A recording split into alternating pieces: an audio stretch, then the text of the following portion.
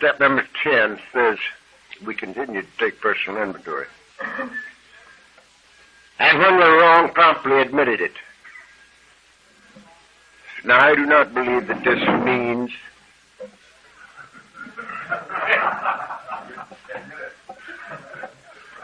I don't see how a man can fall out of a chair when he's sitting in it, can you?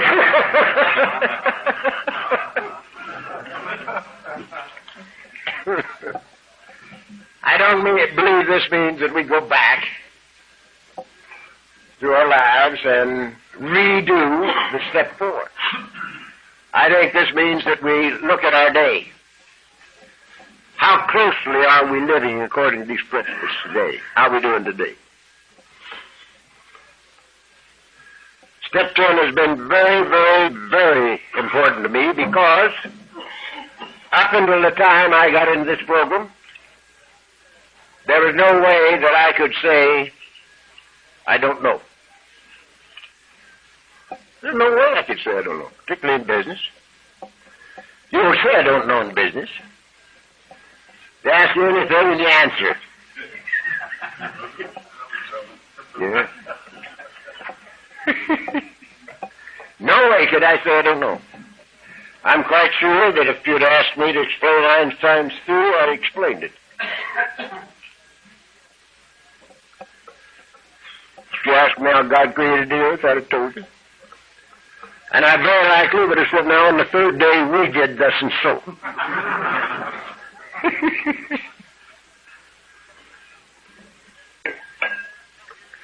I couldn't say I don't know. I came to the program, and I learned that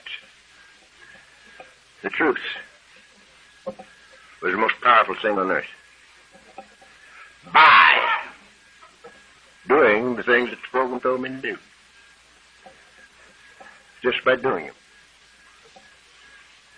In business, I learned to say I don't know. But that question's important. Tomorrow I'll know the answer to it. And tomorrow I did. In anything where I didn't know, I said I don't know.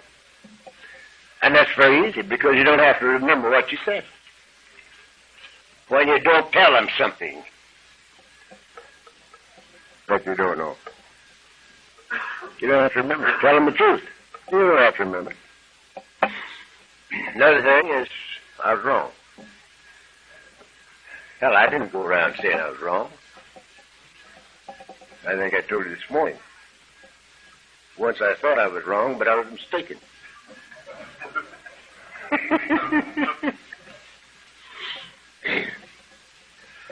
Now, the 24th day of June of this year, if we live and if Mrs. C don't divorce me between now and then, we'll have 50 years. Double harness. A little time out for bad behavior.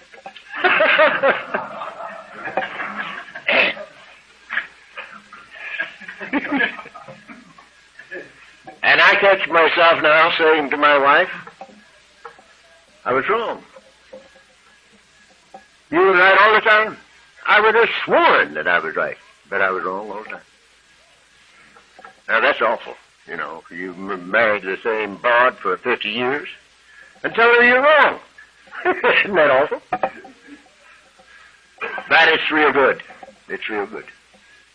Because you're comfortable. When you do it that way, you're comfortable. The most powerful thing on the face of the earth is the simple, unadulterated truth. So much so that somebody said one time, know the truth, and the truth will make you free. The truth will make you free. And in all of our affairs, this holds true. In business and play and family and the works. I've known many over the years, particularly those who have become and maybe still are so-called circuit speakers. who have felt that a little embellishment might make their story more interesting. So they got to build it up a little. And first thing you know, they're drunk. Or they get to thinking they're big in the program. You know, they're experts in this program. Because people tell them how good they are. And they believe their press. And the next thing you know, they're drunk. You can't get big in this program of ours. No way. If you and I could have handled this deal, we would have done so, and we would not be members of Alcoholics Anonymous. We had plenty of time. I had 43 years to run my life. During which time I was the star of the show and the director of energies. And I gave it my best shot. All my wit and wisdom I put in. And I lost. I lost. As I told you, at the ripe old age of 43, I was a failure as a husband, a father, a businessman, a man, and a drunk. And that's all the departments I had. But I had any more departments, I'd have been a failure in those too. That's all. And I take credit for that. The last 29 years, I take no credit for it at all. I thank God. And you. And maybe I should put it the other way. I thank you and God.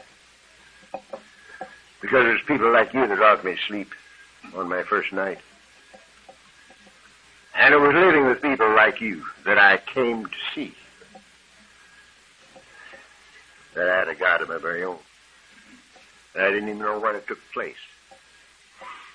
So, in my thinking, maybe I should say first that I'm grateful to you. And then I'm grateful to God. It don't make any difference to me because I have come to see that God is people. God is people. And so it don't make any difference. Now, in all of our affairs, means at home. You see, the thing that makes this program work for us is Alcoholics Anonymous, a fellowship of men and women who share their experience, strength, and hope one with another in love, who share. There are very few people in Alcoholics Anonymous that will tell you anything. We don't tell, we share. I have a guy that calls me sponsor, who tells.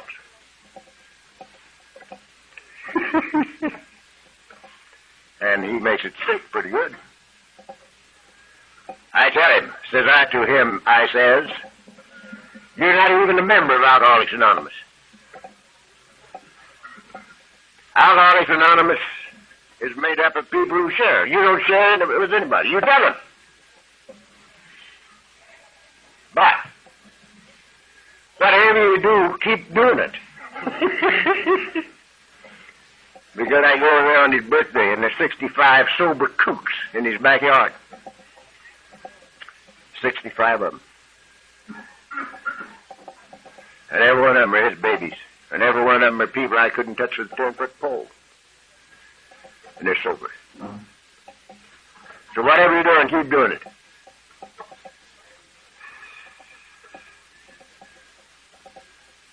The society could not do without one Clancy. But if it had to, it'd rank us all the way across the country.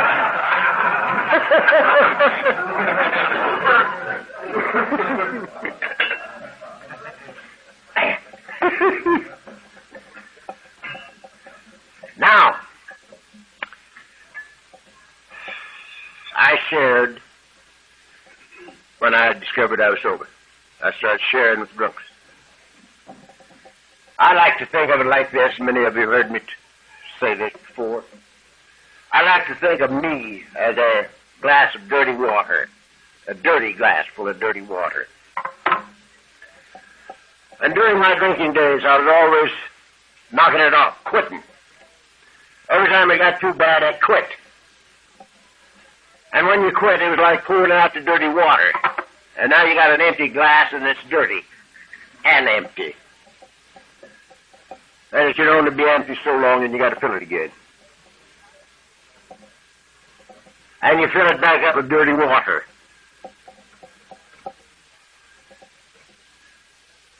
When I came to the program, I didn't quit. I haven't quit drinking yet. And I came with a dirty glass full of dirty water. And at the first meeting, a little stream of clear water started running in there. And I lapped it, and I came back, and the little stream of clear water kept running in. And after a while, I discovered that the glass was clean, and the water was clean, and the glass was full. And then I had to start trying to give it away. And it was only tipped to the drunk, because the drunks gave it to me. And I shared with the drunks. And as time went on, she started straightening up. And eventually, it was straight. And the water was still running in, because I'm still going to meetings, the clear water. And then it was spilling in all directions, to whomsoever will. Very good. And I shared with lots of people. Jews, Gentiles, and Greeks, blacks, whites. All kinds of people. I shared. But my youngest son, I told. I didn't share with him. I told him. Because, you see, when he came along, he was born with grease paint in his ears. And I was born with a pitchfork in my hand. And I couldn't understand him. I just couldn't understand him. When he was that high, we lived over in Beverly Hills. We had alleys behind the houses. Picked up the garbage and stuff from behind the alley. Old Dick used to run the alleys. And he'd find where somebody had thrown away a colorful dress or something. And he'd get it. And he'd bring it in the garage. And he'd make a costume out of it.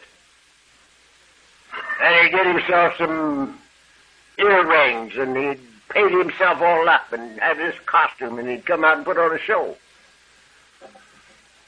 6 years old, 7 years old. And I'd look at him, and I'd say to myself, what the goddamn hell have I got here?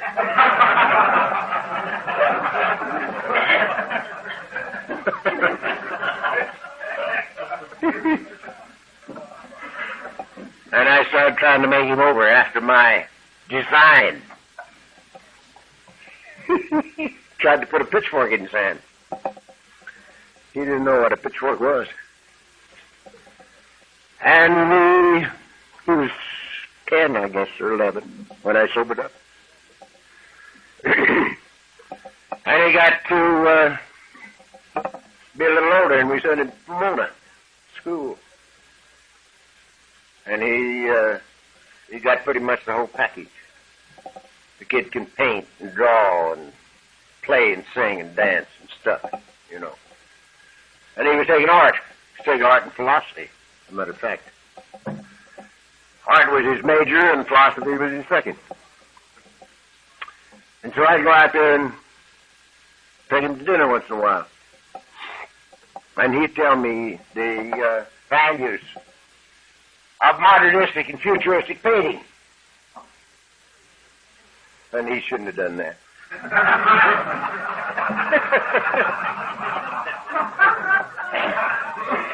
Now, mind you, I'm sharing with everybody else. And he tells me about the values of modernistic and futuristic painting. I see the very idea of a guy with my blood in his veins thinking there's value in that stuff. Well, says I have seen a better picture than that when an old cow slapped her tail up against the side of the barn. Now, that's a good way to win friends and influence people. If they happen to be your son.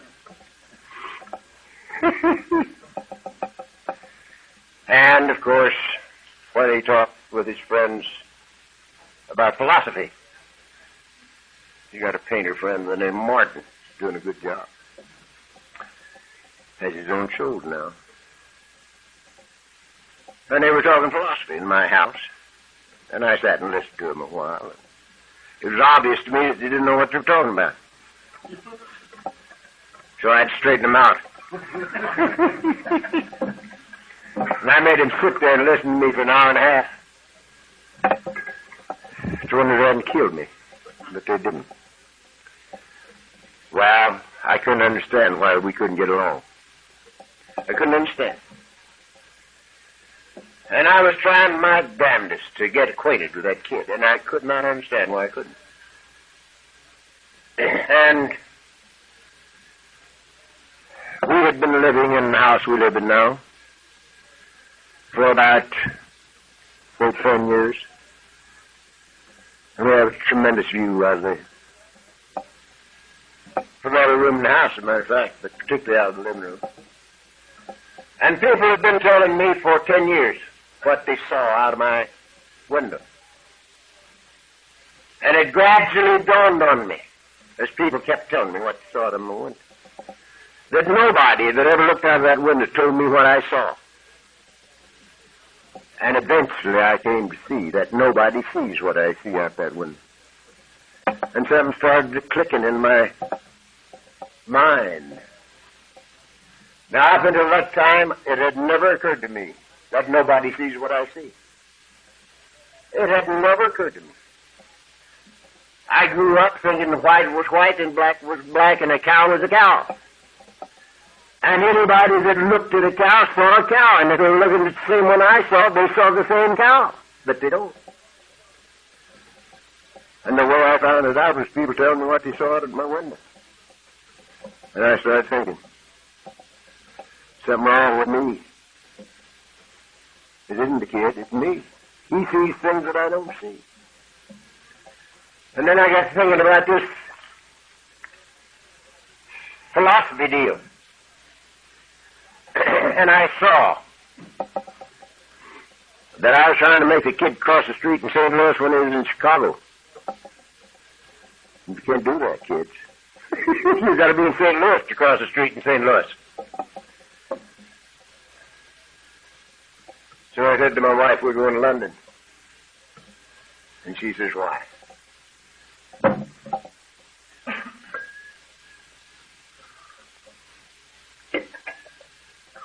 I said, to get acquainted with the kid. And we went to London. And we went to dinner. And I told this kid how blind I'd been.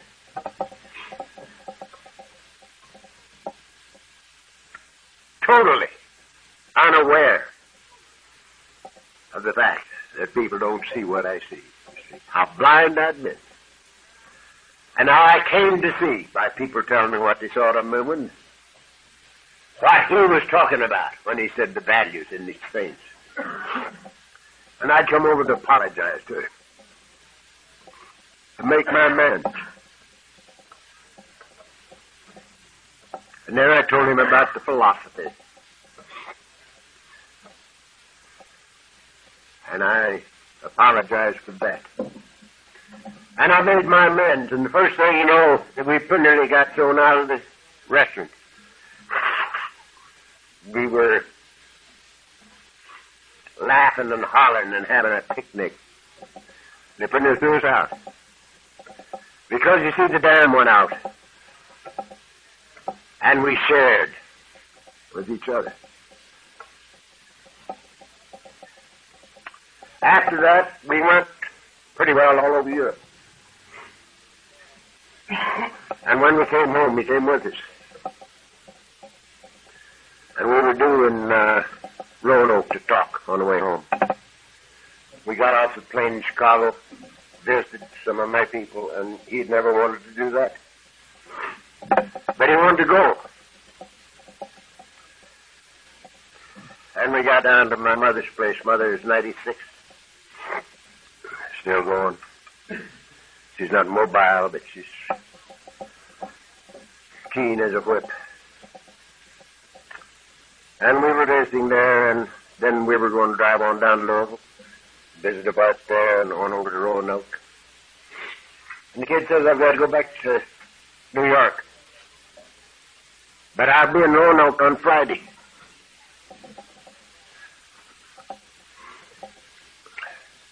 Says, I've got some business to do in New York. And he went. And I said to my wife, he'll never be in Roanoke. Because, you see, both Miss C and I were talking there. And I knew he wouldn't come. And Friday he was in Roanoke. And I told him before he went, I said, Dick, these people down there are our people. They love Miss C and I. And they won't leave you alone. You can't be anonymous there because they won't leave you alone. And he says, don't care. And he was there. And he listened to his wife talk, to his mother talk, my wife talk. He listened to Miss C on Friday night. Or Saturday, I forgot. And he listened to me the next morning. And the tables were round. And there were about 10 people at each table. And he told me afterwards that Dick would sit there and listen a little bit, and he'd say, I never knew. And a little later, I never knew. Now, what are we talking about? We're talking about taking this thing home. To share our experience, strength, and hope. At home, nobody likes to be told anything. We think that we're old enough and smart enough that we should be able to tell our kids. They don't want to be told. They want to share. And they don't want to know how smart we are. They want to know how we beat ourselves to death and what we did to get out of it. They want to share with us. The language of the heart has no age. One of the great experiences of my life. I guess it's been there 2 years now. They carried me up to North Battleford, Saskatchewan, to the inner provincial Alateen meeting. And we had 12 or 1,500 kids for me to share with. It's a fabulous weekend. Don't think that they can't understand you when you share with them, because they can. If you share and don't tell. Fantastic.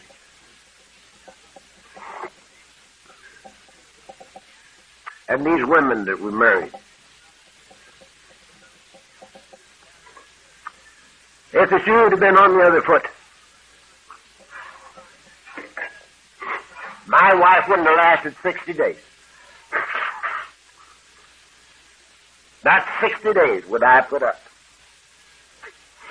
with the performance out of my wife that she put up with me. And she put up with me for 20 years. 20 years.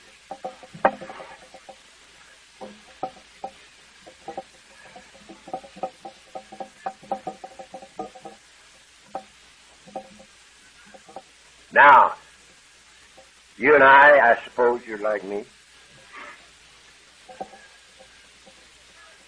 I started dreaming all my life, about getting up every morning and having a new woman across the table from me. I thought that was a great deal. I thought a guy ought to have that. Particularly, you shouldn't get in a rut. Be married to the same broad for 50 years, That's indecent in California. But I came to see that every morning I have a new woman across the table from me. Because, you see, we're changing people. We're changing people. You never heard me before. I'm not the guy I was yesterday. I'm the guy I was yesterday, plus yesterday's experience and its lessons. So we're always new. And that woman that you're married to is always new. One of the greatest handicaps we put on ourselves is categorizing each other, and particularly the members of our own family. When we live close to them, we come to think that we know everything they're going to do, the way they're going to react to everything. We've got them characterized, categorized.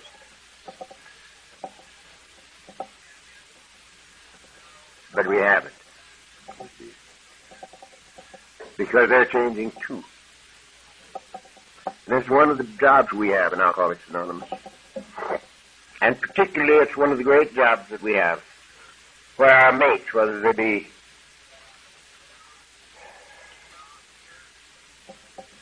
the lady who is in Al-Anon or the man who's in Al-Anon, or who he isn't, the alcoholic, maybe not in any program. But when a guy gets sober in Alcoholics Anonymous and does these things, he grows like a weed. If he does these things, he can't keep from growing. Growing like a weed. Now, my wife went to meetings with me for 6 years before Al-Anon was born. And she thought she knew this thing real good. She knew all the words. But she listened to me for 6 years. Listened for me for 6 years. Yeah, she'd like to have had me right there where she could punch me. And when I was there, she punched me. You know, she was listening for me. And we moved to, well, wait a minute. Al-Anon was born. And she started a meeting in Beverly Hills. In our living room. And it grew and prospered. And she thought she was doing great. Because she was the mother hen. And she told him. And we moved to Laguna. When I was 11 years sober, we moved to Laguna. And here she was with nobody to tell. Wasn't any Al-Anon in Laguna. And my business was still in town. And whilst when we lived in Beverly, I could go get her and take her to meetings with me every night, you know. Have dinner at home, take her to meetings. But when we got in Laguna, that couldn't happen. And so, she got very, very depressed. She put the bee on me to slow down. I must stay home a little bit because she wasn't getting the attention that she ought to have. She had no friends down there. And I lasted from February to Thanksgiving, trying to slow down. And I got so uncomfortable I couldn't live. So after we'd had a Thanksgiving dinner on this year, the kids were there, and Miss C. And I told them, I says, kids, and Mrs. C, I got an announcement to make. From now on, when that phone rings, I gotta go. I can't pick and choose what I'm gonna do. I can't tell this guy, yeah, I'll talk for you, and this one I won't talk for you. There'll be drunks in both places. And I can't do it. And when that phone rings, I've got to do what they want me to do. It's within my power. And if you don't like it, get yourself another husband and get yourself another father. I had to do it because I couldn't live that way. Suppose the guy hadn't have been there when I went. You know. So, Dick sort of came into that picture, too. He said, Mom, why don't you start another Al-Anon group? Because his mother was deeply depressed. And she started another Al-Anon group. And the next thing you knew, she was going to town. Because this time, she started it for her.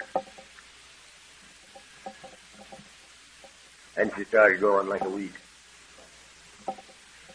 And she's found the same thing I found. And it's a beautiful thing. And we share. We share all the time. Now, we don't always agree, but it isn't necessary. We've learned how to disagree and not be disagreeable. And that's a good thing, you know. And we share. We don't tell. I don't tell her anything. She don't tell me. We share. Now, this is what we're talking about. To practice these principles in all of our affairs. In all of our affairs. Now, we said this morning that when we learned why people did what they did, they couldn't hurt us. That people do what they do because they have to, not because they want to. When we know better, we do better. One of the things that we didn't speak of yet was this. That in simple psychology, they told us that the two great needs of the individual are to be needed and to be loved. Everybody gets that in psychology, I guess. The two great needs are to be needed and to be loved. And that's just as backwards as everything else they told me. What about business and about God? Totally backwards. The two great needs of the individual are to love and to do. These are the great needs of the individual. To love and to do. A certain doctor that writes on my blackboard called me one night at midnight.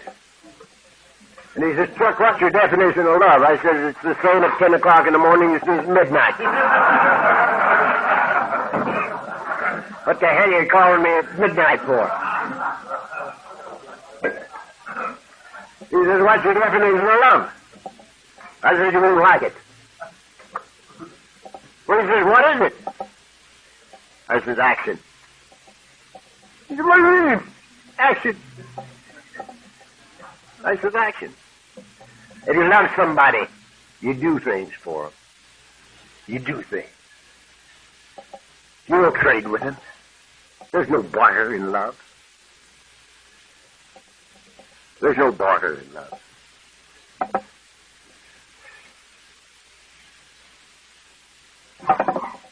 You do things because you want to.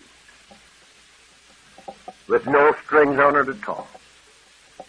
Marriage isn't a 50-50 thing. It isn't a 75-25 thing. Marriage is 1,000 to nothing. You don't barter. You don't barter with God. And you don't barter with each other. The simple, unadulterated truth.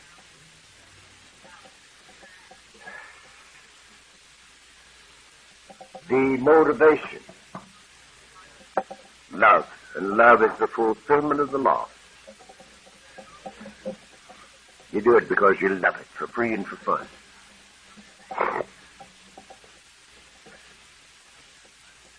Fantastic thing, yes. You do have a new woman across the table from me every morning. And it's beautiful. How much more interesting life is. And I had one more thing that was fantastic in my life that I want to share with you. Came out of total collapse, total failure. And the fact that I had already practically ruined my body and my mind. Many of you have heard me say that when I got here, it took me over 6 months to put the serenity prayer together in English. Not spiritually, in English. I couldn't make that thing make sense. That's the kind of a mind I brought. And it took me 3.5 years to get over falling on my face after my last stroke.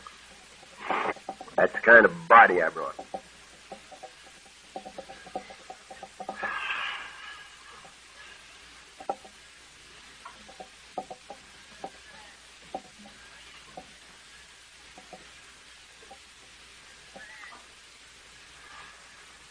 I guess I had as many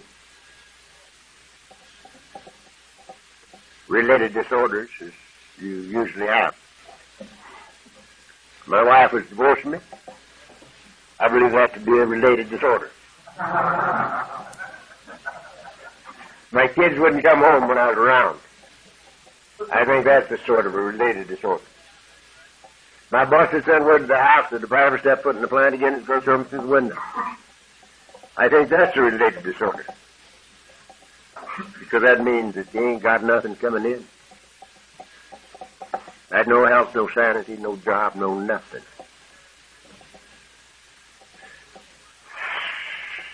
But I came here merely for sobriety. Just for sobriety.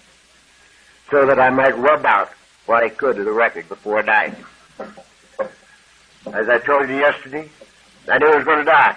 Because it come that close to it, and that's the last time out, and this was worse. So I'd accepted the fact that everything different in life was gone and should be gone, and I wasn't entitled to have it back. And I had accepted death. So I wanted nothing for me, not even sobriety. And incidentally, it's the greatest freedom on the face of the earth. Freedom is to not want nothing, no time for yourself. This is total freedom. Now, my first surrender, done by the bottle, lasted 3.5 years. The greatest period of miracles through which I ever lived. And it was a period of total non-expectancy. Total non-expectancy. From God and man. My wife, my kids, nobody. My boss, nobody. Greatest period of miracles through which I ever lived. Every little piece of the jigsaw puzzle of life fell together in that first 3.5 years. But a bad thing happened. I became somebody again in those 3.5 years. And when you're somebody, you've got rights. And when you've got rights, you have to defend them. So here I find myself, after 3.5 years of peace, freedom, having to consciously surrender. And it griped the hell out of me. I couldn't make sense out of it, Ron. Here for 2.5 years I've been free. And now I have to start consciously surrendering. And I'm saying to myself, why does this thing come back? Why? And I looked at it for the next 13 years.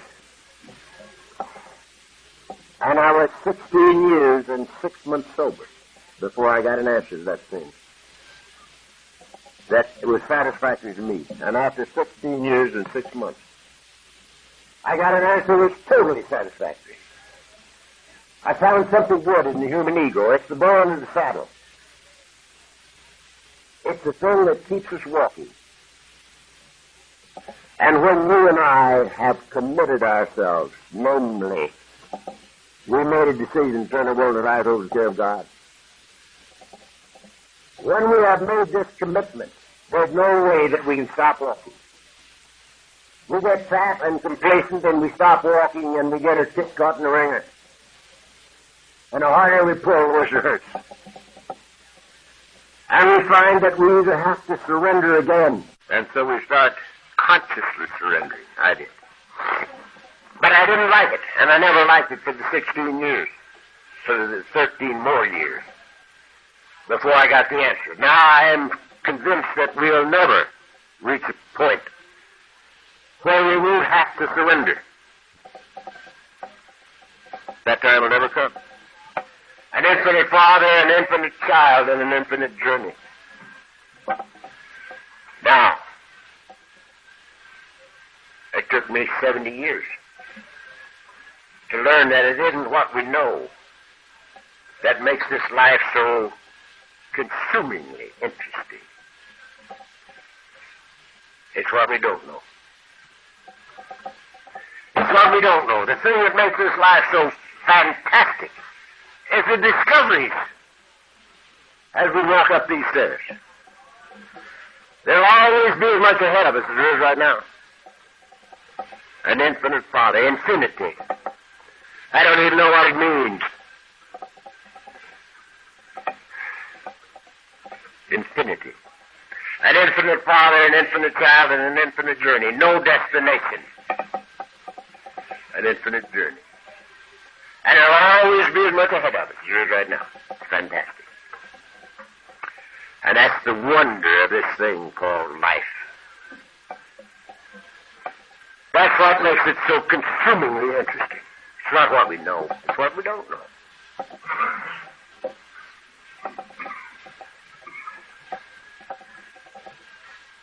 Sharing our experience, strength, and hope one with another in love.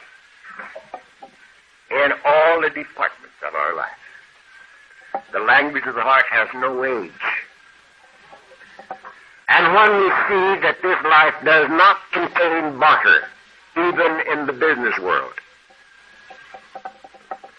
it's amazingly wonderful. Amazingly wonderful. Now, we're going to talk about the business world. What time do we start? We got some more time? It's good. I was afraid I was running out of time. We won't get through with this, but we're going to talk about it a little. On the Thursday before Christmas, 1945, I hated my job. I hated my boss. And I hated the people who worked for him. The job was beneath my dignity. Anybody with my ability should be at least a senator, if not president of the United States. And here I was in the fixture business, you know. And it was obvious to me that I was the only one around that had any brains. And the boss had all the money, and he was telling me what to do. And the very injustice of the situation caused me to do a little drinking.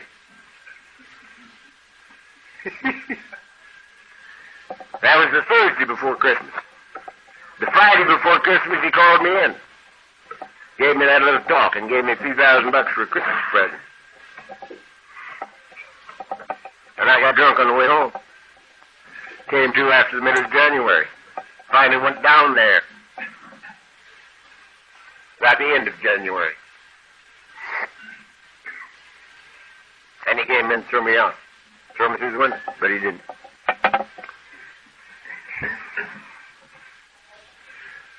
And being in the state I was in, physically and mentally, it took everything I had to do the simplest things. To dress myself was a major operation. And it forced me, by necessity, to give my entire interest, attention, and love to the thing I was doing. I couldn't do it.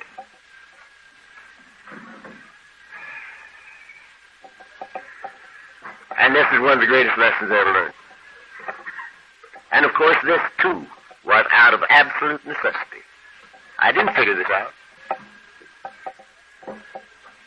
But anything that we give our entire interest, attention, and love to is the most interesting thing in the world. even if it's nothing but shaving and dressing. It's the most interesting thing in the world. Now, I went down to that office to clear up my desk.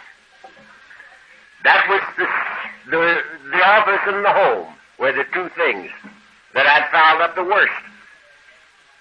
And so there's where I had to do my stuff.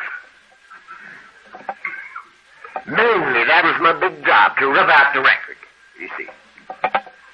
And I started rubbing out a record in the business. Helping people do things that they needed to have done because they wanted to. And by necessity, giving my entire interest, attention, and love to the thing at hand.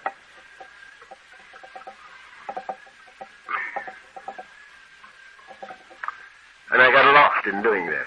And as I told you yesterday, after maybe 2 years, I discovered that I was still trying to clean up my desk. Unless I forget it.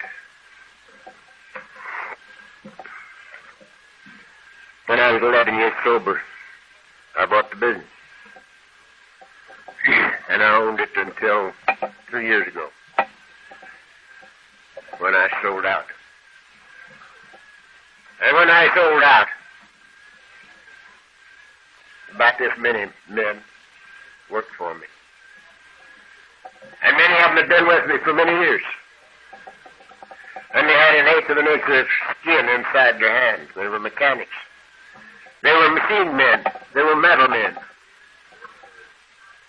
They were carpenters. They were installers.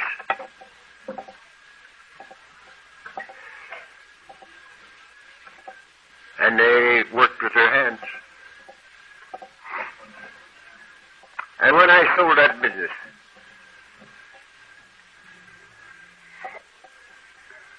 every one of those monkeys bawled. Every one of them cried, and I cried. I had learned to love that business and love the guys that was in it, working with me. And that was the business I hated on the Thursday before Christmas. Well, this is what we're talking about. When you give your entire interest, attention, and love to the thing at hand, it becomes the most interesting thing in the world. Now, a few years before, I wouldn't have drawn a plan for Jesus Christ. I was too big a man. You know, I had a guy working for me. And I told him what to draw. And he didn't draw it like I told him. He got hell, you know. I went back down there last of January 1946, and I didn't have anybody working for me. And I stopped drawing those plans myself. And I drew them till I got out of the business. I never had anybody in there drawing plans. I drew them. And it was amazingly interesting, you know. It's beautiful. Now, what are we talking about? We're talking about rubbing out a record. You can't rub out a record thinking I want it, don't want it, like it, don't like it. You rub out a record by doing something for somebody without a price tag on it.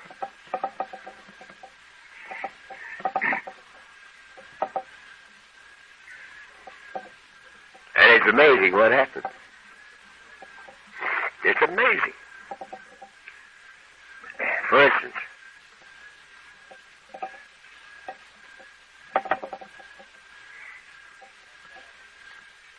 after I'd been sober a while, there was a Jewish gentleman who had been in the business for a long time, food business, and he retired, made a lot of dough, and he retired. And he had two sons-in-law, and he was going to build a building for his kids, for the two sons-in-law. Set them up in the market business. And at that time, it was the biggest single floor operation in the country. It was Panorama Market. Some of you have seen it. And it came time for me to go see him. Now, he was off singing what was called at that time the Palace Market on Manchester, on Sepulveda, just south of Manchester.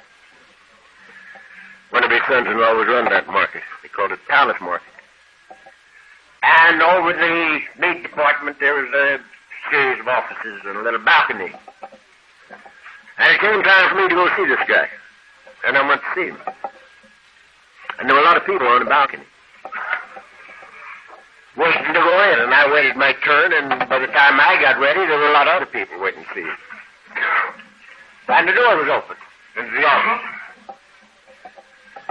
And I went in, and this guy's name was Morris Weinstein. God rest his soul, he's gone now. And Morris sat there looking like an accident going someplace to happen. And he told me what I was going to have to do if I got his business. And it took him about 5 minutes to tell me. And when he got through, I says, Morris, I think you got me wrong. You're talking like I came out here to sell you something. I didn't. I came out here to help you if I can. And if I can't, you're busy and so am I. And he leaned back in his chair and he says, I know it, Charlie. And I put it in his market for him, some $75,000. And when his market opened, a bunch of these people that were on the balcony were out there to see the opening, you know. That's all the vendors did in those days. And I stood up, and they grabbed me, and they took me off in the corner, and they says, Charlie, I was Charlie in business. Says that was the greatest piece of reverse psychology that we've ever seen. Says we've been talking about it ever since. I said, what are you talking about? Well, he said, we heard you. Says you went in there to see Morris. And he says, I've got it in sale. And you come out with a $75,000 order. Greatest piece of reverse psychology that we've ever seen. I said, what the hell are you talking about? If that guy was subject to reverse psychology, he wouldn't have the $2 million to put this thing in. He knows more about reverse psychology than all of us put together. I told him the simple, unadulterated truth, and he knew it. That's what I'm talking about. He knew it. I says, I think you got me wrong. You think I came out here to tell you something? I didn't. I'm here to help you if I can, and if I can't, you're busy, and so am I. And I meant every syllable of it, and he knew it. You see, this thing we call the truth is a very powerful thing. It's the most powerful force on earth. And there's no barter in it.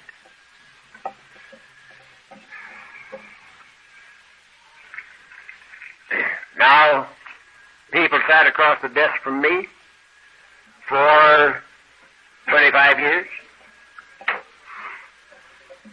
First, they would tell me, you're a damn liar. Business cannot be done this way. You're a damn liar. And they didn't even make me mad. I just laughed. Because they didn't know something I knew, because I'd been doing it that way for 10 years, and it was all right. So I just went ahead doing it. And pretty soon they were coming in. Everybody in like business, we would call them competitors if we called anybody competitors, but I didn't have any competitors. Because I wasn't competing with anybody. I was just helping my people do things that need to have done because I wanted to. And everybody came in the last few years who would like business. And they sit down and they say to me, how do you do these things? You know, the ones that told me I was a darn liar. Because they couldn't even bid the business I was working with, you know. They'd go to see bonds, and they'd say, look, You're putting it in the supermarket. I want to bid on it. They say, Charlie's going to put it in. They say, what do you mean? I said, Charlie's going to put it in. Well, he said, how do you know he's not going to take your eye teeth? You got to have some bids to compare. This Charlie's going to put it in. Says it costs money to bid one of these jobs. Go see somebody else. And so they started coming in to see me, and they say, how do you do these things? And I'd take 2 hours out, and I'd tell them. I'd tell them exactly.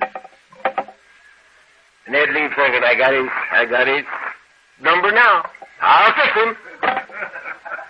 I know how he does it. I'll get him. But they didn't get me. Neither did they get the business.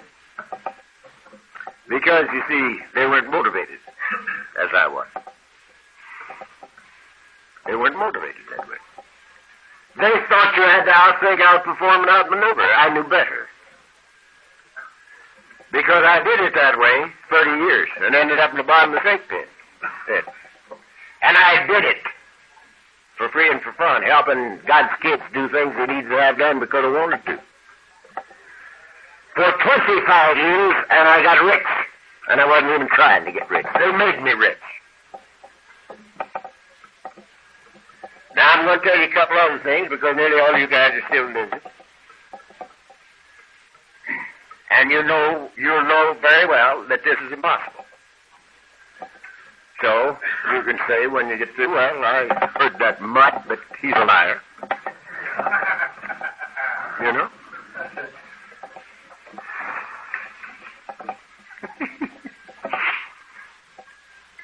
A couple of my Jewish friends had a market at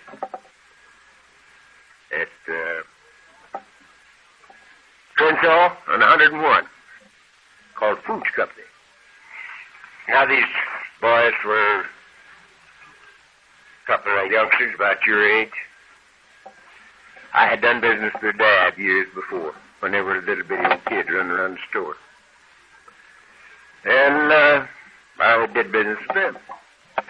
And they wanted to change the fixtures in the liquor department. And they had an architect, designed some fixtures and stuff, and called me and said, come down and take a look at this. Tell me what they're worth.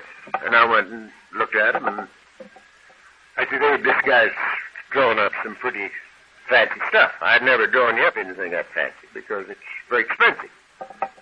Well, he said, what do you think it's going to cost? And there wasn't many of them. And I said, hey, my guess is it cost you $4,500. He says, put them in.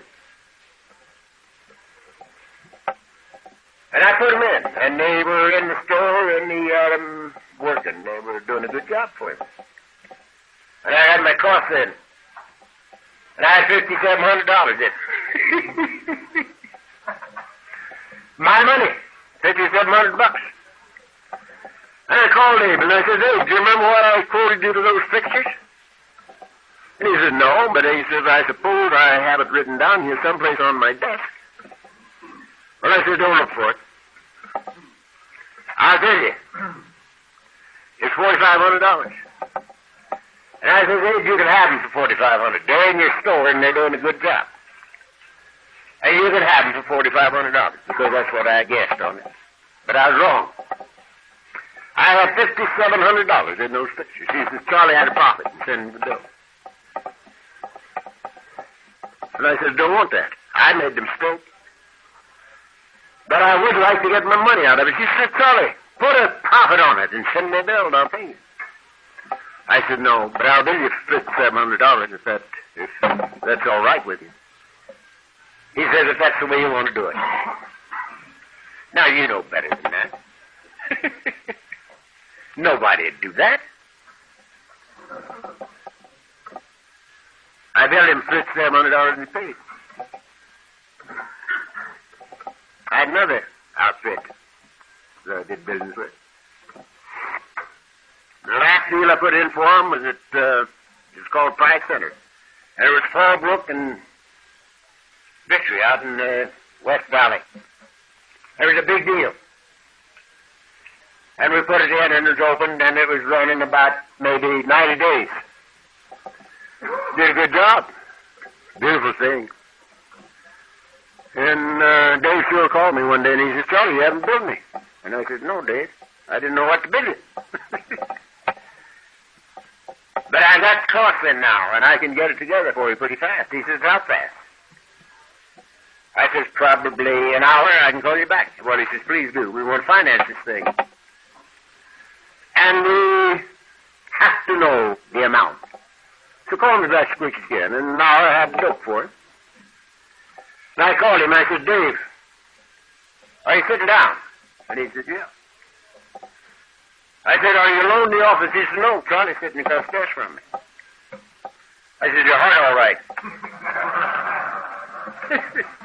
He said, I've had no trouble with it. Well, I said, here it comes. You owe me $225,000. And he said, well, isn't that too bad? He said, I just wrote on a slip of paper, $225,000 and handed it over to Charlie across the desk. He says, you ought to hire me as an estimator. So send me a bill. Now, you know that's wrong. He's got to say, well, how about the sales tax? You can take off the sales tax? You know? Not a word. Send me a bill.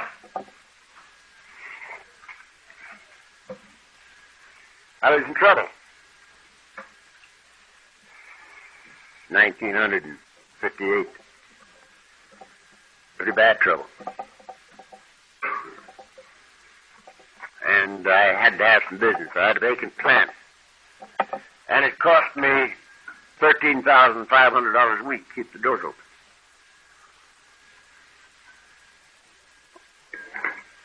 And I had to get some business, so I went out to get it. And I had 5 deals that I thought I could get. Deals that I'd worked on. And it looked like they were mine. And I went to get them. And one after another, they evaporated. But the last one could not evaporate. Because the 2 owners of the deal were members of Alcoholics Anonymous. 28 of their high echelon were members of Alcoholics Anonymous. I was poor child. And that was my deal, and it couldn't be anybody else's deal because I'd done all the thinking, all the planning, everything I'd gotten the deal together for. And it was mine. And I went down to get it. And about 4 or 5 of us went for lunch and had a good time down at Welch's on Atlantic. Came back, and everybody left like rats from a sinking ship. There's nobody left but Harold Hodges and myself, and we went into his office, and I reached for the money. And he says, Chuck, he says, I thought you could never get yourself out of that mess you were in up there. And I gave this deal to Hill. It was the last one. There weren't any more. And about 5 minutes later, he says, Chuck, why don't you say something? I said, Harold, there's nothing to say. And I went out and started to drive back to the town. Their office was in Long Beach. My plant was 40th and Alameda, and I couldn't drive, so I drove off the road.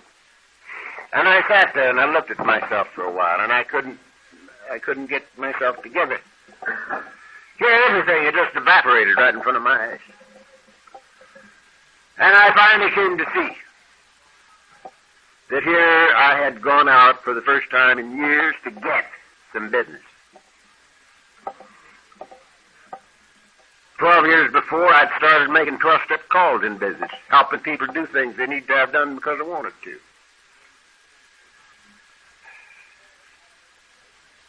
And here there was a pinch, and I had to go get it. And I went out there to get it.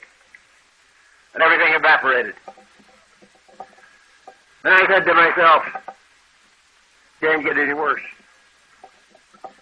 Why don't you start making 12-step calls in business like you did 12 years ago? Let the chips fall where they may. So I gave the business back to my partner and started making 12-step calls. And here's something that every one of you will know is impossible. Even those who aren't in business. The judges will know this is no good. Where's that judge? Oh, there he is. He was pretty good this morning when you guys weren't here. So, I got back to the office, and either that day or the next, I got a call from a guy in San Bernardino. And he says, Charlie, I have the feeling you're in trouble.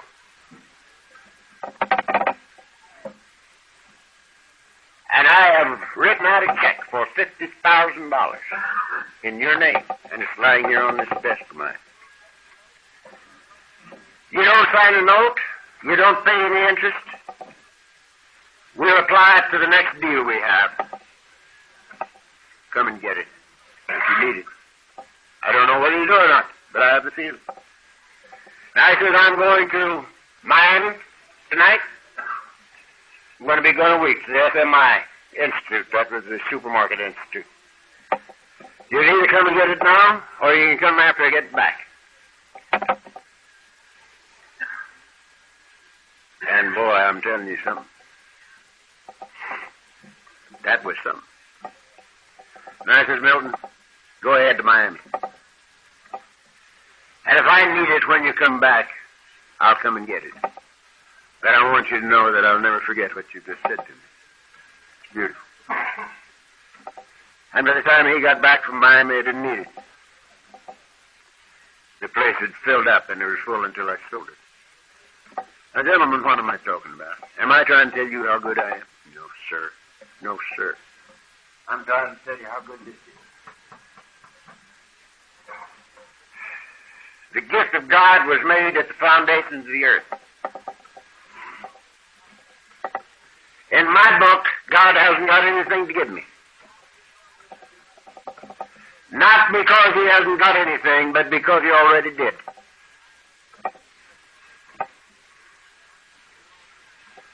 The gift of God was made at the foundations of the earth. He gave us the universe. He gave us himself at the foundations of the earth. When I was sitting in that same chair sitting now, with everything gone, the blackest moment of my life, the universe was mine. God was mine, and all that he had was mine. He knew it, but I didn't. I had to discover it. And being an alcoholic, I had to discover it in my own way and in my own time.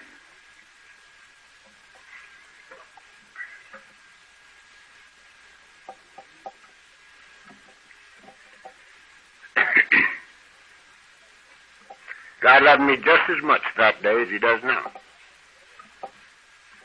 Just the same, no different.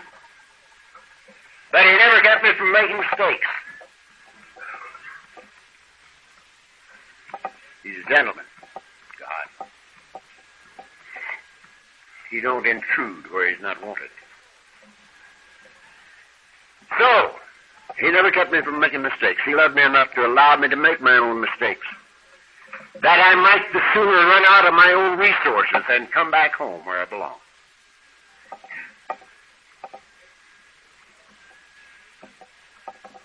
So, my business is to go about his business. That's his business to take care of him. That is not my business. That's his business. Now, what is his business that I'm going about? Helping his kids do things they need to have done because I want to. A 12-step call in business, a 12-step call at home, a 12-step call in AA, a 12-step call in play.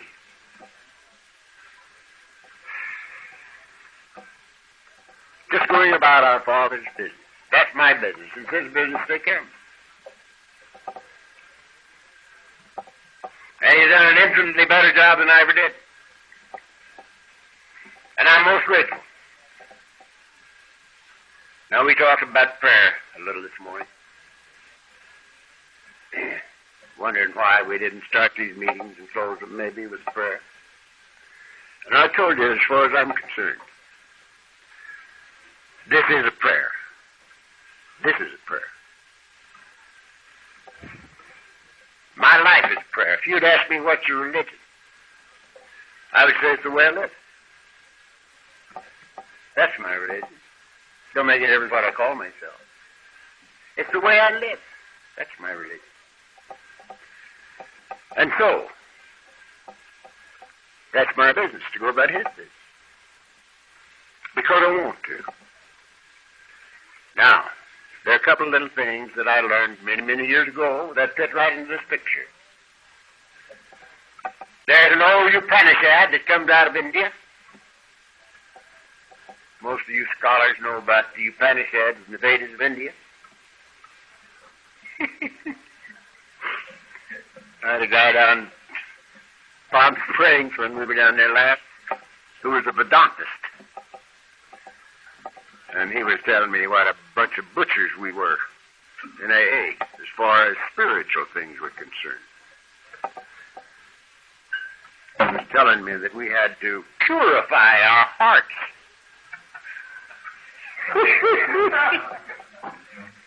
So we would be worthy to see God.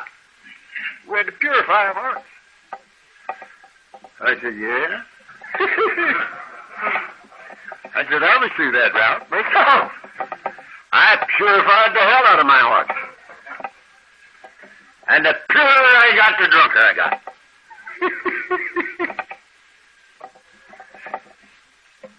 I said, you know something, bud? I'm sitting here looking at you, and I see God.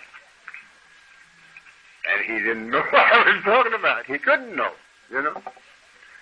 Because he thought there was another thing, and there was 4 different things you got to do. Yogi this, and yogi that, and yogi these 2 things. And you yogi yourself right into a purified spirit. Then you see God. I'm sure glad that that ain't the way it is. I'm sure glad that the God that there is not anything like the God that I was told about.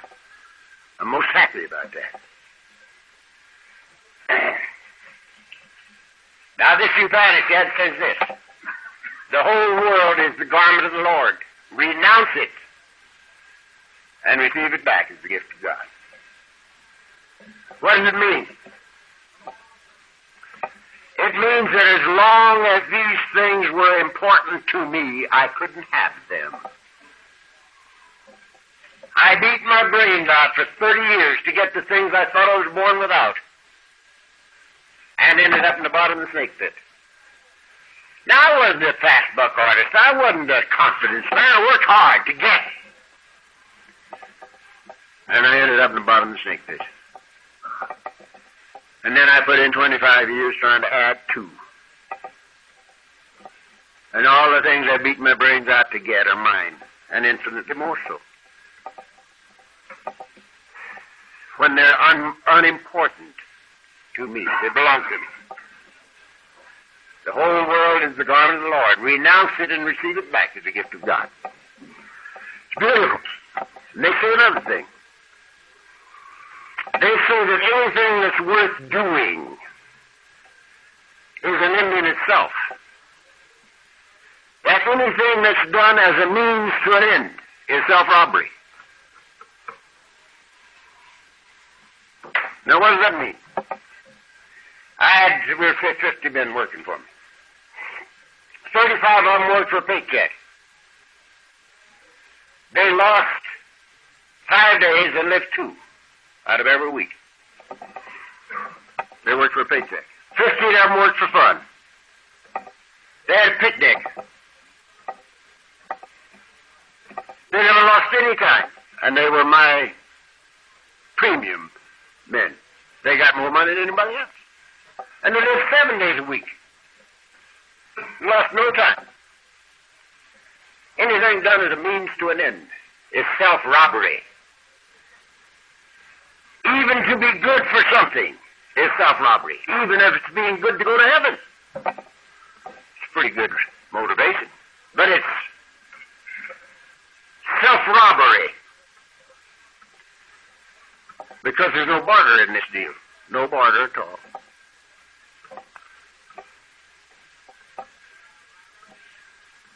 We do it for free and for fun because we love it.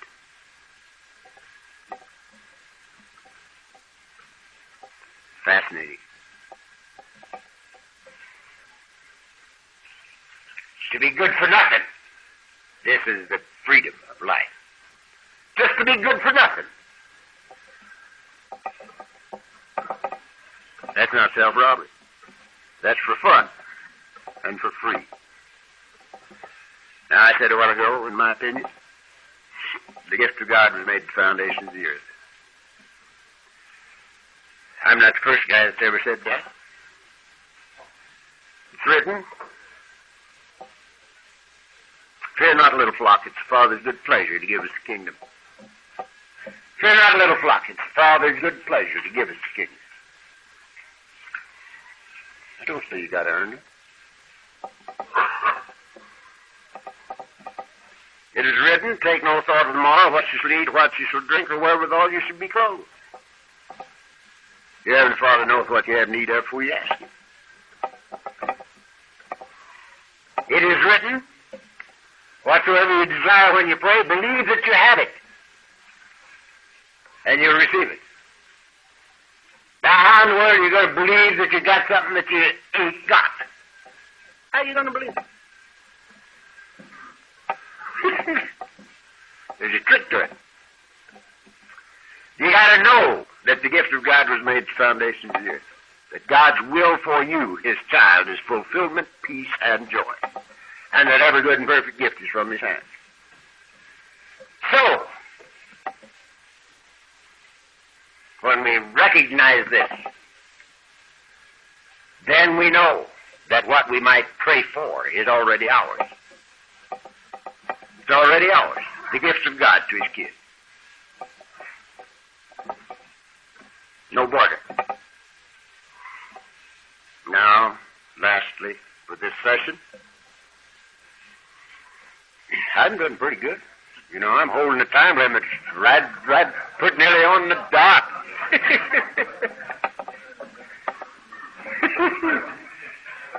This is a new deal for me.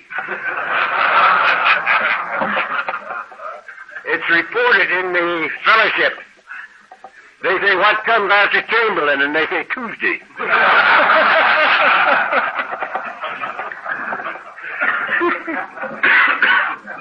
I'm ending up right on time.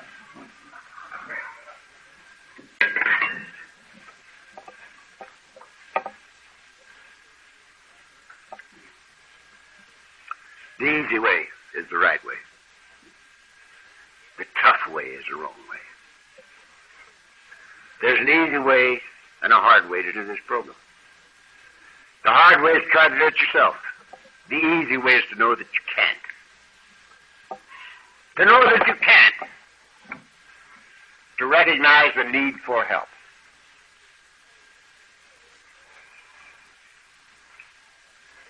Now, I have never asked God one time in 29 years to keep me sober. I never asked Him once. I've thanked Him a million times, but I've never asked Him once to keep me sober. Because that's not the way I read my book. The way I read my book, it says here are the steps we took. When we took them, something happens. When we don't took them, nothing happens. So, I told Father Barney, I said, I've never asked God to keep me sober. He says, why not? I said, I think that's not His business. I think it's my business to do these things, and it's His business to take care of them. And He's done it. I don't have to tell Him what to do about His business. And you guys told me what to do about mine. And I do it.